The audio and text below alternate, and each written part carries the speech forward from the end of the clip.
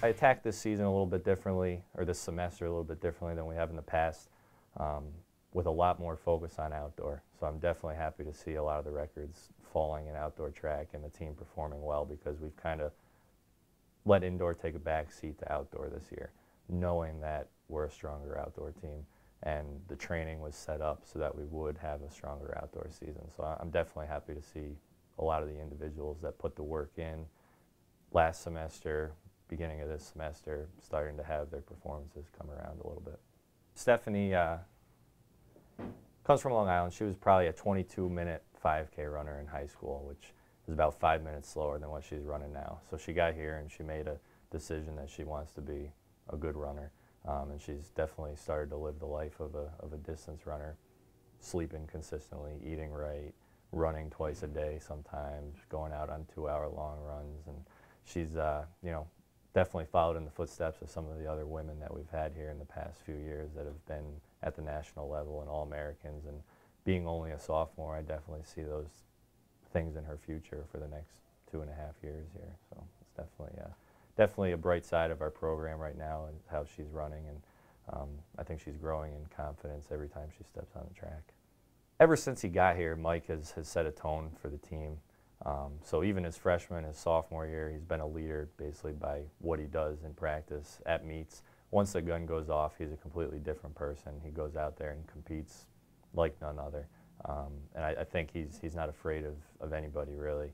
This guy, Nate Edelman from Cornell, that won the meet, set a meet record last year with a time about 45 seconds faster than Mike's best time. There were 30-mile-an-hour wind gusts the night of the race, and Mike decided, you know what, I'm going to go out and try to run with this guy. And he was able to hold on, and the times were a little slower than what everybody was shooting for because of the wind, but he's such a competitor that he doesn't let that get to his head. And he definitely, just like Stephanie, is another person that lives the life of a track athlete. Well, Shannon Young in the shot put, she set a record indoor at ECAC Championships, which was her last indoor meet of her career, and finally broke a school record that she's been aiming for. And since then, she's been kind of on fire. Every time she steps out there, she throws further and further. And the last time she threw was at the West Point invite, our second invite of the year, and she threw 12.83 meters, I believe it was, which shattered our outdoor school record that she set 2 years ago by 1/2 meter, which is about 1.5 feet. So right now she's about 8 centimeters off NCAA provisional mark. So I think she'll hopefully get that within the next few weeks here. Jackie Boyer is somebody that missed provisional last year by about a foot or so in the javelin, and we're trying to get her back up to that level and hopefully get her into nationals and set a school record as well. Holly Black is a heptathlete on the women's side, and she's scored at the ECAC level for the pentathlon indoors, and we're hoping to have her do the same this outdoor season. She's only a sophomore, so she's got a lot of room for growth, and definitely shows a lot of potential, not only at the heptathlon, but in her sprinting. And then on the guys' side for field events, we have Vladimir Sanan, who's a junior transfer from Mohawk Valley. He's definitely taken off in the triple jump and come within 1 centimeter of our school record here. And he's an ECAC qualifier, and we're hoping to get him up to that next level of NCAA qualifying too.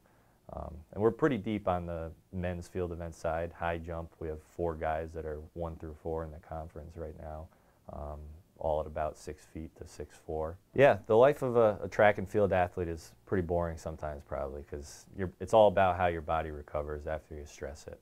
And so we go out and we stress the body twice a day sometimes, so they need to know what to eat directly afterwards, what to eat throughout the day, how much sleep to get on a consistent basis, how much water they need to intake, Gatorade, Powerade, all that type of stuff, just to help them recover from what we do in practice, because we're basically tearing the body down in practice and trying to rebuild it by living consistently and living basically by ritual.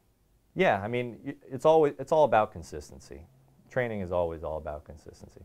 And by the end of the year, you want to have those consistent months upon months stacked up of working different energy systems, so that when you get to the most important competition of the year, you can kind of lay off a little bit, let your body go through some super compensation, they call it, and have your best performance at the most important meet of the year. And with consistent training, with consistent building upon what you've done in November, in December, and what you've done in December and January, you'll see your performances improve over time, but you'll definitely see that big jump at the end of the season if everything goes well. That's the thing about outdoor track is, you never know what you're going to get on any given weekend. Indoor, you're inside a facility, everything's always controlled. You can't really control the weather. And I always tell the athletes to control the controllables, and you can't really worry about the wind, you can't worry about the rain, the snow, anything like that. You just got to go out there and compete, and whatever you're capable of doing that day will come out. Yeah, I mean, I remember past few years I've had to go out and shovel the track off in April just to get people on the track, or maybe late March. And this year we were running on the outdoor track in January, February, March, so it was definitely nice to not have much snow. And I think that's helped their legs a little bit, not being on a small indoor track for so long. Definitely has helped their, recovering from hard workouts, as well as it has helped their confidence in going onto a larger track, because sometimes you get into that mentality of running on a 200-meter track over and over again. You hit a 400-meter track and you kind of get lost out there. So I think it's helped their mental capacity for competing there too.